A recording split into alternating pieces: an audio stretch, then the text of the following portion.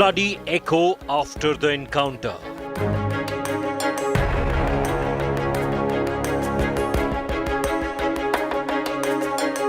Son dead, family put on notice.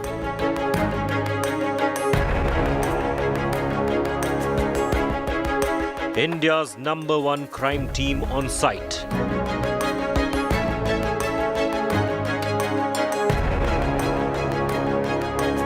This is where Asad was shot down.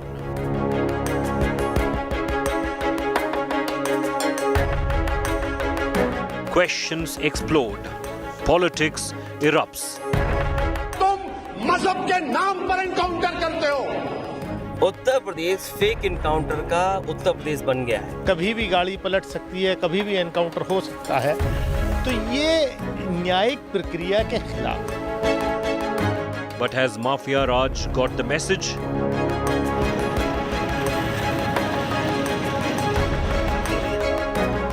The ground report that's going viral. India's #1 crime reporters were first on site in Jhansi, the precise spot where the encounter of Asad Ahmed and his aide Ghulam took place. And over the next few minutes here on this special broadcast, we're going to give you a view of the place where it happened and raise the many questions that perhaps even you are asking on one of the biggest stories this year. First, the headlines. Liquor scam probe reaches the door of Delhi Chief Minister. Arvind Kejriwal summoned by CBI on Sunday. Aam Aadmi Party says action after the party got its national party tag. BJP calls Delhi Chief Minister Liquor Gate Kingpin. Snubbed by the BJP, former Karnataka Deputy Chief Minister Lakshman Savadi resigns as MLC gets Congress ticket from Athani, Karnataka. Bengal political showdown over Ram Navami escalates. Amit Shah accuses Mamata Banerjee of appeasement politics. Trinamool hits back with corruption charge. Prime Minister Modi inaugurates the first AIIMS in the northeast. This is in Guwahati. Also takes part in record-breaking Bihu celebration. Massive political war between BJP and DMK. Tamil Nadu BJP chief Annamalai releases DMK files of corruption. This after the DMK rakes up Annamalai's Rafale watch. India Today's crime reporters were first on site in Jhansi in UP, where dreaded gangster Atiq Ahmed's son Asad was gunned down during the week. Everyone's seen those pictures, everyone's seen the ground reports, everyone's seen the big news breaks that India Today brought to you from the site. What you haven't seen so far is what that lay of the land looks like from above. And when you watch this exclusive report by India Today's crime reporters, you'll know why this perspective adds to this unfolding drama.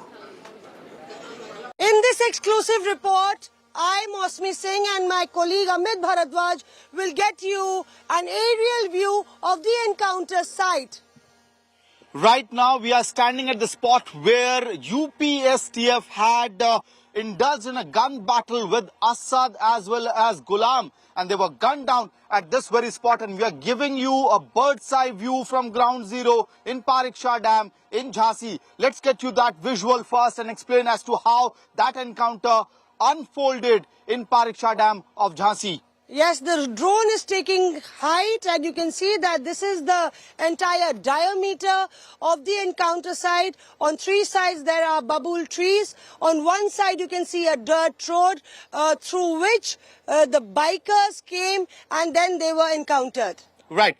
This is the Bundelkhand highway which takes you to Jhansi, and certainly Asad and Ghulam, what they do is they had taken the dirt road in order to avoid the UPSTF team, and that is when the two teams of UPSTF, Navendu Kumar and Vimal Kumar Singh, kept on asking him to stop the bike. Ghulam and Asad were requested to stop the bike, and eventually their bike fell down in this particular downslope that we are seeing. On one side is the dam, Pariksha Dam. On the other side is the swamp. Viewers, what you see right now is the Pariksha Dam. You can see the canal, and it actually has a small bridge on the other side. slowly, if you see that there are dense trees, dense babul trees, and on the other side is the ash dam, a deserted area, and this is where you can also get a view, bird's eye view of the highway that's very close by. Right, Mausami, you know, this is the Pariksha Dam area and the Chirgaon area where Gulam was spotted is barely 10 minutes away from the spot. So we are getting the viewers exclusive visuals, aerial view, bird's eye view as to how they moved from Chirgaon towards this particular place. That's right, and you can see that if you look at the entire area is a very dry terrain, it's an arid terrain, it's a very rugged terrain, and also not many people come and visit except for picnicking, and especially at about 1:45 when the encounter really happened, the sun would have been at its peak. They could be taking some wanting to escape through this route, which was absolutely secluded, but actually it was going on to a dead end. Absolutely right. 11:30 is the point when UP police starts this chase, and eventually around 12:30, Asad and Gulam come to this point where it's a complete dead end for them. UP STF indulges in an encounter where Asad and Gulam are gunned down and their bodies were found at right this spot. Yes, and you can see this area where the motorcycle was there. 2 dead bodies, there were some remains of cartridges, and they were all collected, 2 pistols. That's what we found, and perhaps, you know, an encounter site which could have been a good escape route for Asad, and in fact Asad and Gulam ended up giving them a run for their life, which they lost the battle at the end. India Today remains the only channel asking the big questions about this encounter. We've shown you everything, we've peeled away the layers, we've also reconstructed the scene of this encounter. Take a look at how we've put it all together right from where it actually happened. Asad Ahmed and Mohammad Gulam, 2 suspects in the sensational killing of Umesh Pal. A witness against Gangster and former MP Atiq Ahmed in a murder case are gunned down. The encounter killing of Atiq's 19-year-old son has raised several questions. Many in the opposition are questioning the authenticity of the entire operation by the UP's Special Task Force. India Today, which broke the news first, sent its crack team of crime reporters to the ground to piece together the facts. The team reconstructs the encounter as claimed by the police in their FIR. According to the FIR, Asad and Gulam were coming from Chirgaon on a road headed Jhansi. Police का कहना है कि ठीक यहीं पर Asad motorcycle पर सवार था और साथ में गुलाम। पुलिस ने उसको रोकने की कोशिश की, ओवरटेक करने की कोशिश की, लेकिन मोटरसाइकिल की स्पीड बढ़ा दी गई और असद और गुलाम मोटरसाइकिल से इस हाईवे के छोड़कर इस कच्ची पगडंडे की तरफ भागते हैं, इस कच्चे रास्ते की तरफ। अब मैं आपको दिखाऊंगा कि यहाँ से आगे का पूरा रास्ता कैसे है और कहाँ पे एनकाउंटर हुआ। The murder suspects sped away, chased by one of the STF teams. The FIR claims another STF team was heading towards the accused from the opposite direction. ये है वो जगह जहां पर एनकाउंटर की पुलिस की पूरी थ्योरी है।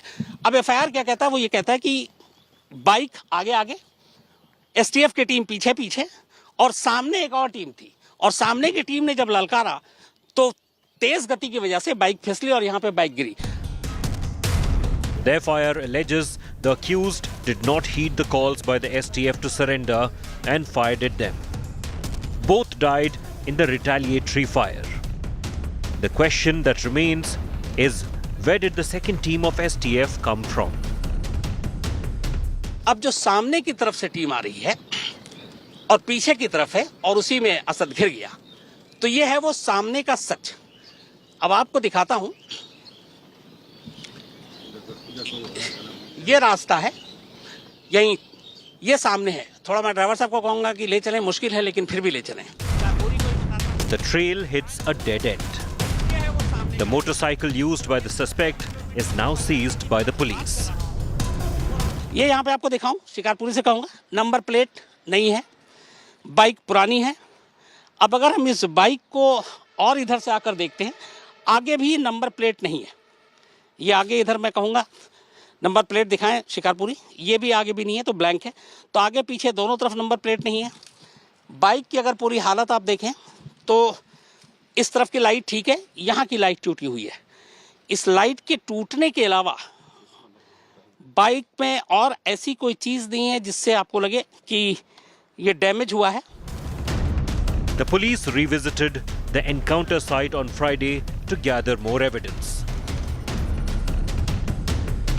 Police has taken a bullet cell that has been recovered from the encounter site. Sir, किसकी बंदूक हो सकती है? सरकारी अब ये तो उनके जो असद और गुलाम थे, ये अभी कुछ नहीं, जब इसकी जांच होगी तभी पता चलेगा। ये एनकाउंटर स्पॉट से ही आपने कलेक्ट किया है इसको? वही घटना क्या किस तरह का बुलेट है ये? किस तरह का बुलेट है? कुछ अंदाजा लग पा रहा है? देखिए, इसके बारे में नहीं बता पा रहे। पिस्टल का बुलेट लग रहा है? नहीं, पिस्टल का किसी को बता ही नहीं पा रहा है किसका है। Was the encounter genuine? Did the STF make an attempt to catch the suspects alive? These are questions for which the police will have to give definite answers in the coming days. With Shams Tahir Khan and Amit Bharadwaj in Jhansi, Bureau Report, India Today. India's most well-known crime reporter Shams Tahir Khan has spent hours on site in Jhansi, piecing together the many aspects of this beguiling encounter, asking the difficult questions but also giving you a perspective that perhaps nobody else in this country can actually give you. This report has gone completely viral. Take a look.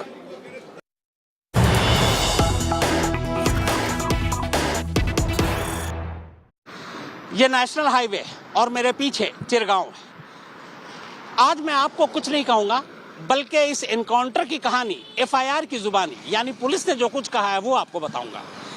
ये जो इलाका है पीछे चिरगांव है।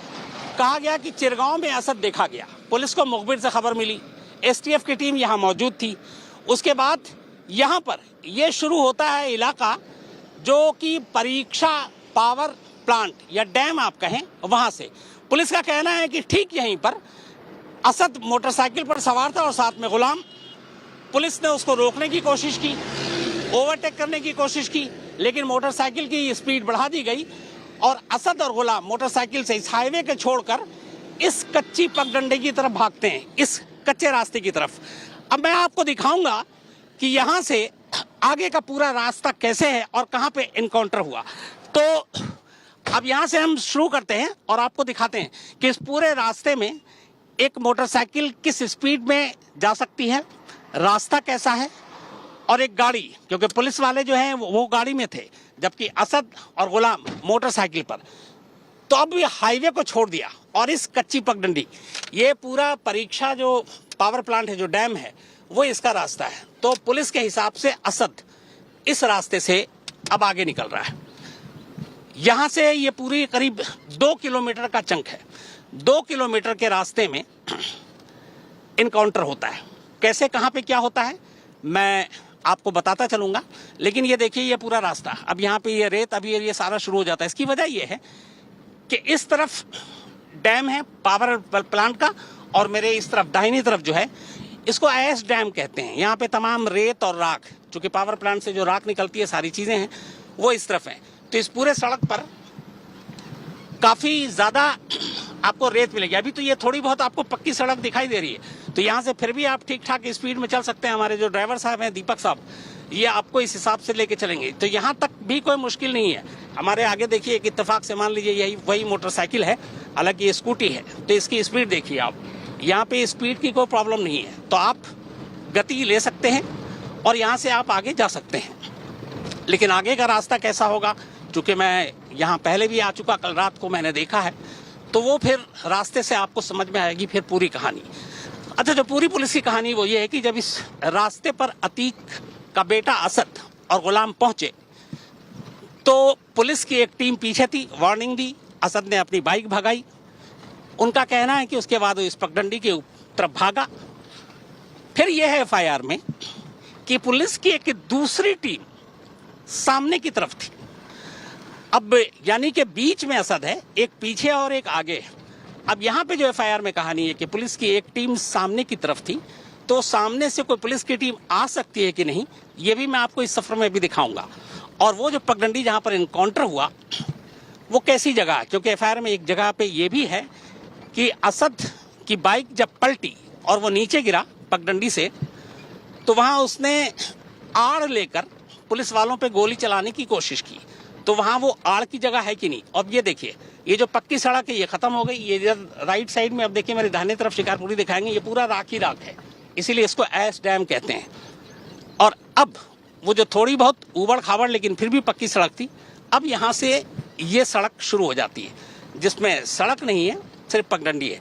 और यहाँ पे कितनी तेज में आप भाग सकते हैं ये भी आप देख लीजिए। सामने वाले जो स्कूटी चल रही है उससे आप गति का अंदाजा लगा सकते हैं कि कितनी तेजी में आप भागा सकते हैं। अगर आप ज्यादा तेजी में भागने की कोशिश करेंगे तो गाड़ी स्लिप भी होगी और पलटेगी भी, क्योंकि जगह जगह गड्ढे हैं और जगह जगह ये पूरी ऊबड़ खाबड़ सड़क है।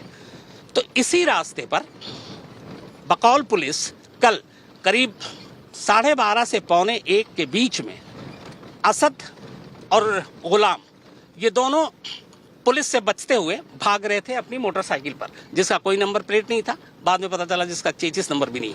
ये देखिए, ये आप सड़क देखिए और सिर्फ अंदाजा लगाइए कि यहाँ से आप किस स्पीड में भाग सकते हैं। तो ये पूरा रास्ता। अब यहाँ पे एक चीज़ है कि एक दो लोग ऐसे जो पुलिस से बचते हुए भाग रहे हैं। अब जाहिर है वो गाड़ी तेजी से भगाएंगे अपनी बाइक तो फिसल जाएंगे। बहुत पहले ही यहीं पे अब तक जो मैंने सफर तय किया शायद वहीं पे 2-4 बार वो गिर चुके होते। और यहाँ पीछे पुलिस है, तो क्या इतना मौका था कि पुलिस उन तक नहीं पहुंच सकती, ये भी एक सवाल है। अब ये तमाम देखिए, अभी तमाम मीडिया की भी गाड़ियां, चुके वो पूरा मौका वारदात है जहां एनकाउंटर हुआ। तो यहाँ पे ये पूरा आप रास्ता देखिए, पूरी सड़क देखिए आप, ये यहाँ पे पूरा रास्ता है। अब मैं अपने ड्राइवर साहब से कहूँगा थोड़ा आगे चले वहाँ तक जहाँ पर ये इनकाउंटर हुआ था। अब बिल्कुल वो नज़दीक है। अब ये देखिए, ये पूरा रास्ता एक तो तंग, ऊपर से ये जो आप सड़क देख रहे हैं, और इसके आगे तो पुलिस के हिसाब से जो इनकाउंटर हुआ है वो यहाँ पर हुआ। बिल्कुल हम उसी जगह पर पहुँच गए। मैं ड्राइवर साहब से कहूँगा यहाँ पे थोड़ी देर के लिए गाड़ी रोकें और मैं आपको इसके आगे की कहानी बताता हूँ। कहानी है कि पुलिस के हिसाब से यहाँ पर बाइक असद की और गुलाम की फिसली, और बाइक फिसलने के बाद आपने वीडियो और तस्वीर में भी देखी होगी, वो यहाँ पर आकर गिरती है।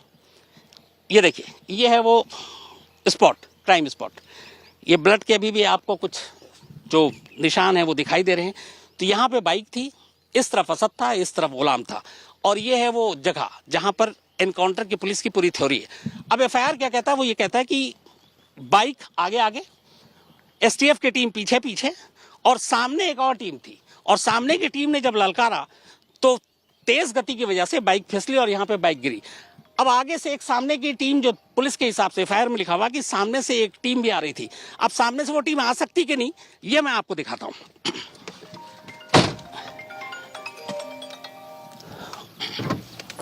तो ये रहा एनकाउंटर सीन। अब आपको मैं दिखाता हूं, जो सबसे इंपॉर्टेंट चीज है एफआईआर की वो ये है कि पीछे से एक एसटीएफ की टीम पीछा कर रही है और सामने से एक दूसरी पुलिस की टीम है जो आ रही है। अब यानी कि एक पीछे और एक आगे, और असद और गुलाम बीच में फंस गया। अब सामने से एक टीम आ रही है, ये कैसे पॉसिबल हो सकता है ये मैं आपको दिखाता हूं कि हो भी सकता है कि नहीं। ये वही रास्ता है। इस रास्ते पे मैं कल काफी यहाँ पर कई घंटे रहा। अच्छा, यहाँ आसपास में कोई घर नहीं है, आगे आपको दिखेगा, लेकिन सामने से कोई गाड़ी आ सकती है, पुलिस की टीम आ सकती है। ये मैं दिखाने के लिए आपको सामने तक ले जा रहा हूँ कि सामने में है क्या, क्योंकि एफआईआर के हिसाब से एक टीम सामने की तरफ से आई थी। तो क्या पुलिस की गाड़ी, अब जाहिर सी बात है पुलिस की एक टीम जो आई थी वो पैदल तो आएगी नहीं, क्योंकि अचानक पुलिस को पता चला मुखबिर से एफआईआर के हिसाब से कि असद इस इलाके में देखा गया है, और इसीलिए पुलिस की टीम यहाँ पर आई। लेकिन एफआईआर के हिसाब से एक दूसरी टीम सामने की तरफ से आ रही थी। अब जो सामने की तरफ से टीम आ रही है और पीछे की तरफ है, और उसी में असद घिर गया, तो ये है वो सामने का सच। अब आपको दिखाता हूं, ये रास्ता है, यहीं ये सामने है। थोड़ा मैं ड्राइवर साहब को कहूंगा कि ले चलें, मुश्किल है लेकिन फिर भी ले चलें। तो ये एफआईआर का सच है और ये देखिए, आप पूरा सच देखिए। पुलिस के हिसाब से एक टीम सामने से आ रही थी। अब यहां मैं गाड़ी से उतरता हूं और आपको कैमरामैन विनोद शिकारपुरी को ही बताता हूं कि दिखाएं। ये है वो सामने का सीन। जिस 2 किलोमीटर की पगडंडी की मैं आपसे बात कर रहा हूं, वो रास्ता यहां आकर खत्म होता है और कोई दूसरा रास्ता नहीं है किसी भी गाड़ी के आने का।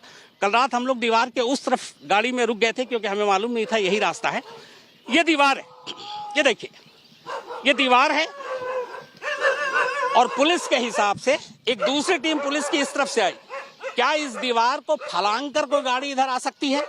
तो पुलिस की जो दूसरी टीम, और एफआईआर में ये नहीं है बल्कि सामने से बाकायदा लिखा हुआ है कि सामने से एक दूसरी टीम आई। सामने दीवार है, वो पगडंडी आपको मैंने दिखा दिया एनकाउंटर की जगह। अब ये बताएं कि ये दी एंड है इस पगडंडी का, तो क्या यहां से पुलिस की दूसरी टीम आ सकती है? पीछे है एसटीएफ की टीम, ये हम मान सकते हैं, लेकिन इधर से मैं कुछ नहीं कहूंगा, आपको सिर्फ ये दीवार दिखा रहा हूं और बाकायदा मैं कहूंगा कैमरामैन विनोद शिकारपुर से ढंग से दिखाएं, इसलिए कि ये टूटा हुआ जरूर है हिस्सा, लेकिन क्या इतनी ऊंचाई से कोई गाड़ी इस पे चढ़ सकती है? नहीं चढ़ सकती। ये कुछ घर हैं उस एनकाउंटर के सबसे करीब।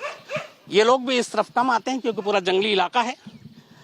तो ये है एफआईआर की जुबानी पूरी कहानी कि पुलिस की एक टीम इस तरफ से आ रही थी और एक पीछे से थी। अब इस तरफ से पुलिस की टीम कैसे आई ये आप लोग बेहतर समझ सकते हैं। कैमरामैन विनोद शिकारपुरी के साथ शम्स ताहिर खान, झांसी, आज तक। This drama continues to unfold. The channel that broke the story of the encounter, the channel that was first on site to bring you these ground reports, will continue to report on this big story. Thanks for watching.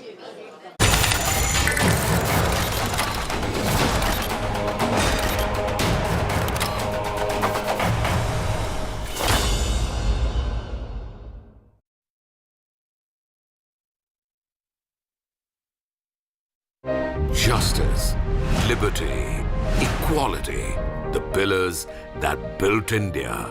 A nation where everyone has dignity and opportunities to prosper. But today, over 75 years after independence, Dalits remain a community trapped for centuries by the caste system, languishing in a dismal state. Nearly 20% of India's population is Dalit. Dalits still live in abject poverty, excluded on the margins, facing atrocities, toxic untouchability, and no opportunities for economic upliftment. The father of India's constitution, Dr. Baba Saheb Ambedkar, fought all his life for the upliftment of Dalits. In the past, many state and central governments have made big promises, but it has been nothing more than lip service. Basic human rights have still not been delivered. Dalits remain downtrodden and discriminated against. This shocking reality is a national shame. Few have dared to break the cage of caste discrimination until now. Friend to the downtrodden, upholding human rights and dignity, championing Ambedkar's India, KCR is showing India and the world our revolution is sparked in Telangana through his path-breaking scheme, Telangana Dalit Bandhu. Approximately 17,50,000 Dalit families call Telangana home, and now they are calling Telangana the land of opportunity. Thanks to Dalit Bandhu, launched in 2021 by the TRS government, a world-first scheme which will give each Dalit family an astounding financial boost of 10 lakh rupees.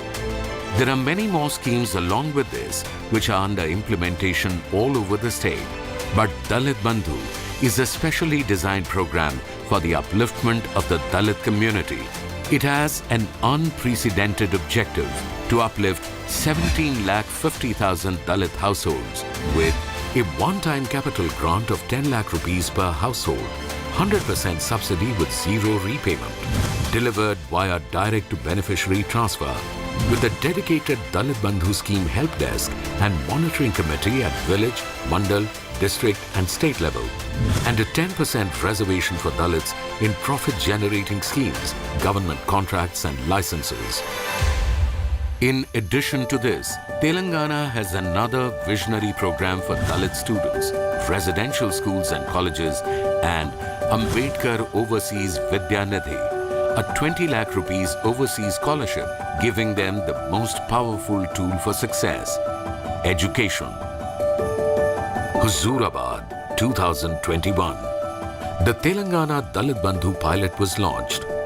Telangana's Dalit Bandhu is a path-breaking scheme that places absolute trust in the beneficiary. Each household has complete freedom and flexibility to decide its business and how to grow their dreams. నేను వచ్చేసి pharmacy చదివాను sir. దాని తర్వాత as a ఫార్మసిస్ట్గా చాలా ప్లేస్లో చేశాను sir. ఎప్పుడైతే మన తెలంగాణ గవర్నమెంట్ ఈ దళిత బంధు పెట్టిందో అప్పుడు ఇంకా నాకు ఎప్పటి నుంచో నా ఓన్గా బిజినెస్ పెట్టుకున్నామని నాకు అంతకుముందే ఉండేది సార్. మన టీఆర్ఎస్ గవర్నమెంట్ దళిత బంధు స్కీమ్ ఒకటి పెట్టి నా ఓన్గా నేను సెటిల్ కావడానికి ఒక ఆపర్చునిటీ క్రియేట్ చేసింది sir. Households were identified as beneficiaries and the direct benefit transfer of 10 lakh rupees was made. Each family unit was free to decide how they wished to invest this 100% subsidy. It could be a single or multiple businesses. Multiple beneficiaries could pool their resources to build a bigger business. It could be in any sector of their choice. The sky was the limit. In no time, the stories of transformation began rolling in. These are just a small fraction of the 40,000 success stories that Telangana has empowered through the Dalit Bandhu scheme. In just 1 year, it has smashed records for any Dalit upliftment scheme in the country. Till date, the Dalit Bandhu scheme has been implemented in all 119 assembly constituencies in Telangana. Beneficiaries have achieved prosperity for their families. They have also created opportunity for their community by providing employment and revenue. The resounding success of the Dalit Bandhu scheme has energized the TRS government to accelerate its efforts. From 40,000 beneficiaries with an outlay of 4,441.8 crore rupees, now Telangana government has raised the Dalit Bandhu budget to reach about 2 lakh beneficiaries with an outlay of 17,700 crore rupees, making this the world's largest direct benefit scheme. దళిత బంధు వచ్చిన తర్వాత ఈ 10 లక్షలు అనేది మామూలుగా అందరికీ opportunity రాదు. ఇది పూర్తిగా గవర్నమెంట్ వాళ్ళు మాకు 10 లక్షలు ఇచ్చేసి మీ ఇష్టం ఉన్న వ్యాపారాన్ని పెట్టుకో అని చెప్పేసి అనడం వల్ల మాకు ఇంత ఆర్థిక పురోగతి కలిగింది. అదే కాకుండా మేము ఇంతకుముందు ఒక దగ్గర వర్కర్గా పనిచేసిన వాళ్ళం ఇప్పుడు ఓనర్గా ఉండగలుగుతున్నాం. Never before has such a revolutionary scheme been designed to end caste discrimination, where Dalits receive 100% opportunity along with 100% dignity. దళిత బంధు పథకం రాకముందు మేమైతే చాలా స్ట్రగుల్స్ ఫేస్ చేసాము. దళిత బంధు పథకం కింద మేము ఈ ఎంబ్రాయిడరీ మిషన్ ఎంచుకొని పెట్టుకున్నాము. నేర్చుకున్న వరకునే నేను ఫుల్ఫిల్ చేయాలనుకొని ఈ ఎంబ్రాయిడరీ స్టార్ట్ చేశాను సార్. ఇచ్చినందుకు చాలా చాలా ధన్యవాదాలు కేసీఆర్ గారికి, తెలంగాణ ప్రభుత్వానికి కూడా మేము ఎంతో రుణపడి ఉన్నాము. ముగ్గురం కలిసి ఒక యూనిట్ పెట్టాము. అంటే 30 lakhs పెట్టి ఒక వెహికల్ను ఇప్పుడు అమెరికన్ టూరిస్ట్ షాప్ పెట్టాము. బాగానే నడుస్తుంది ఇప్పుడైతే. అంటే నేను జాబ్ చేసేవాడిని, ఇప్పుడు ఓనర్గా అంటే ఒక కంపెనీ ఓనర్గా ఇప్పుడు ఫీల్ అవుతున్నా. చాలా హ్యాపీగా ఉంది. జీవనోపాధిగా మిషన్ కుట్టుకుంటూ బ్రతికేదాన్ని సార్. మాకు 3 పిల్లలు, వాళ్ళని చదివించుకుంటూ మేము బ్రతకాలంటే చాలా కష్టమైంది సార్. ఇప్పుడు దళిత బంధు ద్వారా కేసీఆర్ గారు ఆదుకున్నారు సార్. వాళ్ళు ఇద్దరం కలిసి పెట్టుకున్నాం సార్ మిషన్. కోయంబత్తూరు నుంచి వెళ్ళి తెప్పించుకున్నాం సార్ మిషన్ను. Non woven bags sir. మాకు నెలకు 50,000 వరకు వస్తాయి సార్. 3 జీతాలు 50,000 వరకు వస్తాయి sir. For Telangana's leadership, it's not about breaking records, but about ensuring financial freedom for all. Each Dalit Bandhu grant of 10 lakh rupees has an inbuilt 10,000 rupees safety net, Dalita Rakshana Nidhi, to ensure that all Dalit families get financial assistance from the fund at times of distress. To further strengthen this, Telangana government contributes additional 10,000 rupees, which is over and above each grant. A great safety net that has no parallel anywhere in the world. For the KCR government, this is more than just a financial benefit. If any beneficiary of Dalit Bandhu meets with fatal disease or accident, the family should not go through additional depression and hard times. They should remain protected. That is the true purpose of the special safety net designed as Dalita Rakshana Nidhi. KCR sir ఇంత పెద్ద scheme తీసుకురావడం అనేది చాలా గొప్ప విషయం sir. మాలాంటి వాళ్ళకి ఓన్గా ఒక కంపెనీ పెట్టి ఎస్టాబ్లిష్ కావాలనుకునే వాళ్ళ కోసం ఇది గోల్డెన్ ఆపర్చునిటీ సార్. అదే కాకుండా దళితులు అంటే సమాజంలో అందరికీ చిన్న చూపుగానే ఉంటుంది. ఇప్పుడు ఇది ఇవ్వడం వల్ల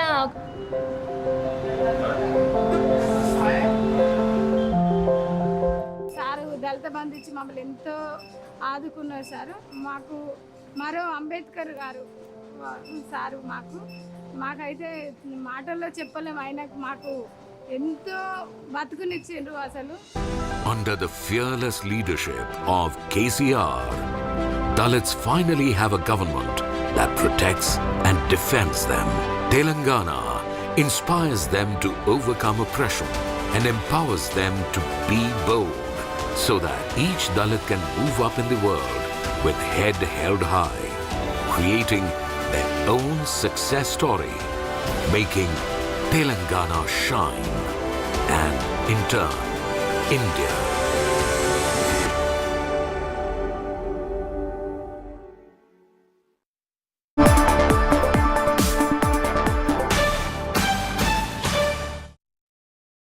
Hello and welcome to the Business Today show. I'm Udayan Mukherjee. Today on the show we are going to talk about global financial markets with the legendary investor Mark Mobius. Mark, it's wonderful to have you on the show as always. Perhaps you could start by explaining what's going on with this pullback rally that we're seeing across global equities. I mean, from the lows of March, we've had a significant rally, and all around there's been so much gloom and pessimism. What do you think is going on here? Well, it's all about money supply. As you know, the Fed in the U.S. has been trying to pull back on money supply, and they've been doing that, and they've been raising interest rates. But in the meantime, there's still an awful lot of money left out there. And one of the things that's happening is that people are finding that with higher interest rates, they can put their money to work on fixed deposit instruments, bonds, who are paying higher rate. And also, this extra cash they get can be put in the stock market. So it's really a sort of a respite from what's been happening with the money supply. So we expect money supply to continue to decline, but not at the rate that it was earlier this year. So would you classify this as a relief rally or something more durable than that? I wouldn't call it a relief rally necessarily, but I would say that we're in a better shape than a lot of people think we are, simply because there's an awful lot of money being spent by the U.S. government to begin with on such things as space, on such things as semiconductors, and a number of other areas. So I think that means that the economy is a lot better than people imagine. And as you know, employment is at a good level. So you're not in the camp which believes that the US economy is hurtling towards a pretty bad recession, because all this, the news from the banking sector over the last couple of months led people to believe that such bank failures typically occur before the US goes into recession. Do you think that's not the right way to think? No, the bank problems were simply the fact that interest rates went up. The banks were holding long-term maturity bonds, which were losing value. And there was a panic created by the fear that these banks were not able to make good on their deposits. That's over now. The Fed has moved in very aggressively to help the banks. And they have supplied money to the market in order to ensure that happens. That has nothing to do with the health of the economy. Health of the economy is really based on what's happening in the industry and service industries as well. And with the government spending an awful lot of money in a number of directions, and with unemployment at a relatively low level, we think the U.S. economy will do fairly well this year.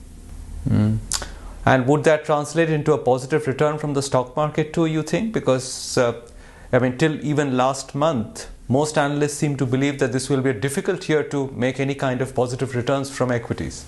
Well, the stock market actually reacts ahead of what's happening in the economy. And of course, they were expecting a downturn as a result of these problems with interest rates. So the market already has had this correction. I think going forward, the market is telling us that it's not completely certain that the economy doing well, but it's certainly not telling us that the economy is doing badly, because you can see the market has recovered a little bit, and there's sort of a sideways movement in the market, which indicates that the expectation is that the economy will do fairly well going forward. So if you had to bet, would you bet on the fact that most of the bad news is already in the price for equities, or would you bet on the fact that things get worse from here on as the year progresses? Well, it will depend on where the debts are. In other words, those companies that have heavy debts and no cash flow are going to be in trouble. And that's the reason why a lot of the tech companies are looking at problems. And one of the reasons why that semiconductor bank in Silicon Valley did so badly, because there was the expectation that a lot of their clients would not be doing very well, because you must remember, a lot of their clients were really not earning that much and were requesting more and more funds to expand. That is over now, and you have to see these companies doing well. It's the companies that have no debt or very little debt and good cash flow. Those are the companies that will survive. So the market will be very divided. It'll be quite interesting to see which companies do well and which companies don't do so well. And I think the deciding factor, of course, will be debt. Where does that leave the Nasdaq, Mark? Because opinion is very divided. Some believe that it has put a bottom in place and we are not going to revisit those lows again.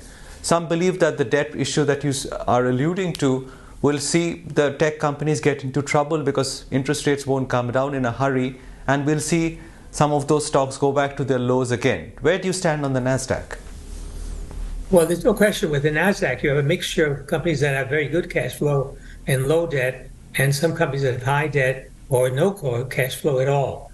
Actually, the Nasdaq probably will not do very well because many of those companies in Nasdaq are in that latter category. In other words, they're companies with big expansion plans, but very little profitability coming in, and relatively high debt, or at least a need for more and more cash to keep the operations going. So a lot of these companies will fall by the wayside, and that's the reason why Nasdaq probably won't do that well. This whole issue is playing out in a different way in the Indian market as well. We are talking about the issue of debt and high interest rates. You're of course aware of the kind of problems that one of the larger groups here, the Adani Group stocks, have faced over the last couple of months. As a global investor, how did you see that problem? What did you take away from it? Well, first of all, there's no question that the Adani Group has some incredible assets. And if you know that some of these assets are quite irreplaceable, they're quite valuable going forward. The problem with Adani, of course, was the debt. The debt levels were too high. One of the reasons why we stayed away from Adani was because of this high debt. But being so big, if you, the saying goes, if you are very big, you're not in trouble, the banks are in trouble. So the banks are going to have to support Adani in order to ensure that their assets come back. But as you know, there are some investors, particularly Rajiv Jain in the US, who's put quite a lot of money in Adani because he felt that they're incredible assets. And in the long run, this will go well. So my feeling is that probably the whole thing about Adani was overblown by the Hindenburg Group, because they have their reasons for, if you're shorting stock, you want all the bad news to come out. but I don't think the reports by Hindenburg were completely accurate and on target. I mean, everyone knew that the family was involved in the company. There was no secret about that. And a number of other things they supposedly revealed were pretty well known by analysts. But the fact remains the debt levels were just too high. Yet, as an investor, you've not, I mean, you're saying that the issue is overblown, but you've not found the opportunity to walk into any of the group companies yet? No, actually, they're a little bit too big for us. We tend to focus on smaller companies, medium-sized companies, and we have a pretty strict rule. We don't want companies with high debt. If a debt equity is higher than 50%, we don't invest. Right. Now, other than Adani, which has a mountain of debt, there is another problem which is played out in India, which is that the new age digital companies, which you were referring to earlier, I mean, they don't have debt, but they have a lot of recourse. I mean, they've built their companies on private equity, and the source of that has been drying up. Have you had opportunity to look at any of these stocks because of the severe price correction they have seen, or do you remain skeptical of how many would survive this winter of venture capital funding? The latter. I think we have to be skeptical about many of these companies. You must remember that as an average, 1 out of 20 companies, startups survive.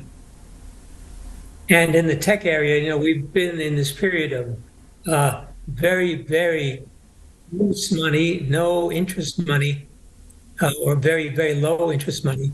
So a lot of people have been throwing money at these companies in the hopes that one day they will become another Amazon or another Google or whatever. And of course, a lot of these hopes will be dashed. They will not come true in this era of high interest rates. So I think you have to be very cautious about that space.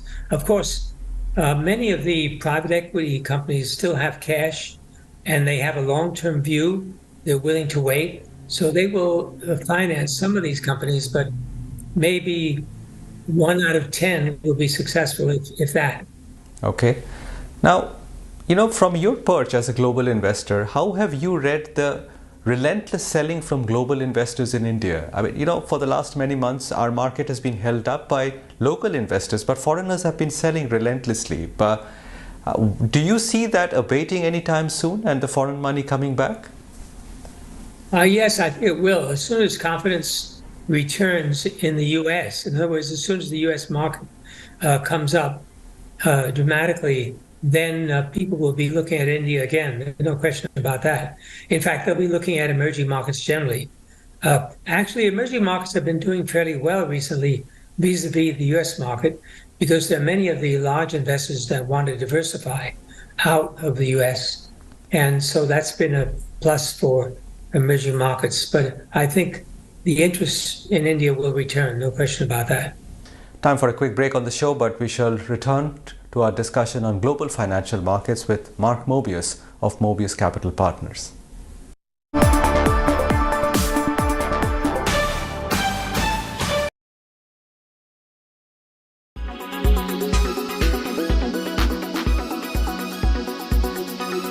Well, these could be the first signs of worry. In fact, the latest reports that you have put out. Could you help all our viewers first understand what exactly do you mean by normal rainfall and normal monsoon this season, and also what exactly is El Nino? Yeah, Sakshi, given a choice, one would like to break good news with the media, but somehow it is not a very pleasant one this time. We enjoyed good monsoon, above normal monsoon for the last consecutive 4 years. And after that, now this El Nino, which is generally, it's taken as a spoil sport as far as the Indian monsoon is concerned. More than one occasion, it has corrupt our monsoon. And there are many instances, and particularly the one which comes after having La Nina, that becomes a little more scary and dangerous, which is the case this time. So El Nino, as you asked, it's a basically warming of the Pacific Ocean, which is far from us. You can call it as a teleconnection. that warming of the Pacific Ocean as compared to what we have in the closer home, that is what gives rise to the El Nino conditions. And these conditions, they are linked with having below normal or subpar monsoon over the Indian subcontinent. Almost about 75-80% of the occasion in the past, as per the records, that is linked with the below normal or drought. You see, SkyMet has given a forecast now 40 plus 20, 60% chance combined below normal plus drought. Okay, it is still a little early, though the monsoon is yet to take almost about 45 days plus to reach the mainland Kerala. But then the initial indications are that El Nino is growing. It should be coming up right at the time of onset of the monsoon and then growing thereafter. Particularly the second half, I look at a little more scary than what we start with. It may make a mild start, all right. Means June may be a little kind to us. It could be some decent rains we have. But as we go through the season, I'm afraid the rains are going to become few and few, lesser and lesser, and inadequate for most parts of the country in the subsequent months. Yes. Right.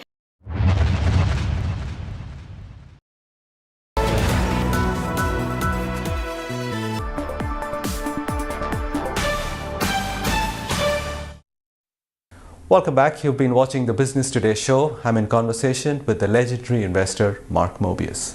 Yet there's been a lot of talk about the money going to China because of the gap in valuations, reopening of China this year, etc. But how do you see these two? Because you track both carefully. But between China and India, what will suck in most of the emerging market capital which is coming back? You must remember, China has a number of advantages at this stage. As you know, China underperformed India dramatically in the last few years, and now it's beginning to turn. That's number one. Number two, the Chinese market is very large and very liquid. If you compare the market capitalization of China versus India, you'll see that there's a huge difference. So for the large institutional investors, they really don't have much choice but to go to China. So if they have a basket of emerging markets funds, they might put 10% in India and maybe 40% in China. So you can see that China is still very attractive from that point of view and will continue to be so. Is oil a factor at all, Mark? Because, you know, we have this issue of crude imports and crude prices have started moving up once again. I mean, do you have a view that crude climbs above $100 once again? And if it does, where does that leave this India versus China question? Well, the good news for India is that they can get cheap crude from Russia, as we saw what's happening in Ukraine. So I don't think that's going to have a big impact on India, even if crude does go up. Crude, of course, is not going to go down dramatically, that's for sure, because the demand for crude, the demand for energy generally, as you can see from coal prices, is still very high. But I think India will still be in a good position because of what's happening in Ukraine and the lower supply going to Europe and the higher supply going to places like India and China.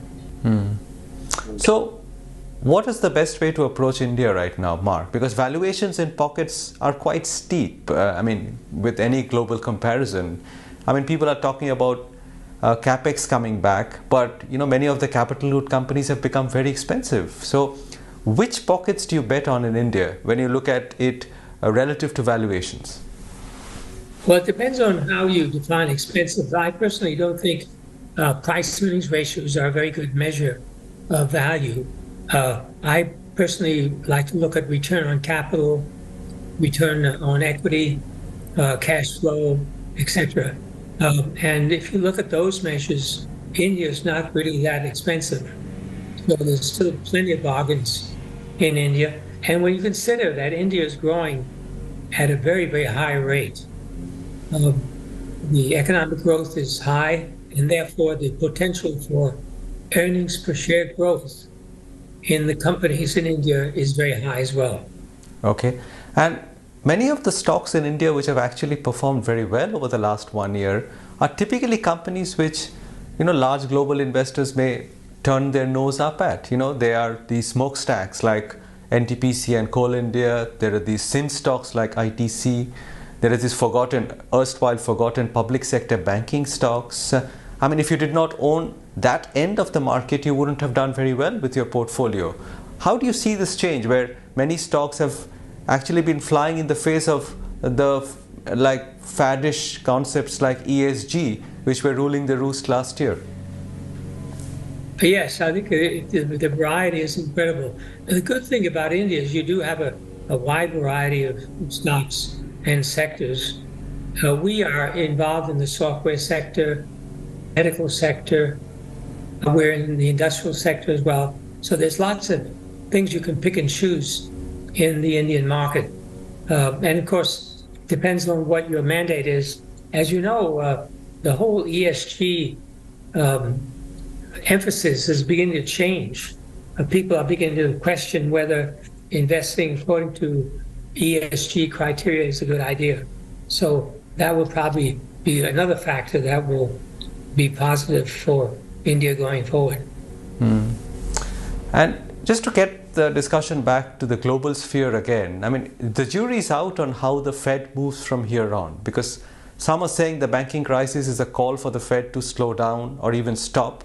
Others saying no, they're really focused on inflation and they will not let the banking crisis deter them. What do you expect to see from the Fed over the next few weeks and months? Well, you must remember the mandate of the Fed is to crush inflation. And they have a target of 2%. And as you know, the inflation rate now in America is something like 5%. So they've got a long way to go. And they believe in order to crush this inflation and bring it down to 2%, they believe that they have to raise interest rates. So I think you will see a continuously higher rate of interest coming out of the Fed decisions. Of course, a lot of that will probably be delayed until the election. As you know, the Fed is a political organization, and they will want to make sure they don't kill the Democratic goose that lays the golden egg. So they may want to hesitate before they raise rates too much, but still the objective is the same. 2% is the number, and that's where they're going. So do you expect them to raise rates a number of times from here on, or would it rather be a case of them raising a little bit more, but then actually holding rates for maybe another 9 to 12 months at that elevated level? So there is no great Fed pivot, as they call it, happening anytime